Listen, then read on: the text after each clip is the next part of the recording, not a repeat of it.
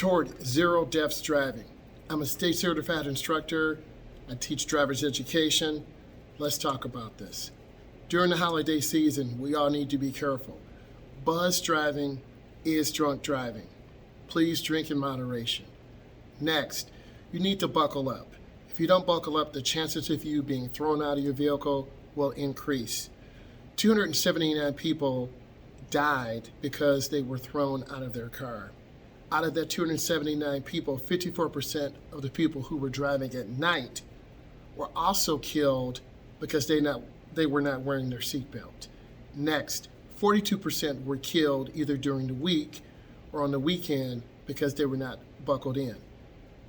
What's the moral of the story? Drink in moderation. If you must drink, have a designated driver. Holidays can be very stressful, a time of reflection, a time of emotion, and a time of celebration. Let's all celebrate safely together. Buckle up, drink in moderation, have a designated driver, and remember, the life you save may be your own. I hope you enjoyed this, and if this brought you value, give it a thumbs up and subscribe to my channel. Thank you.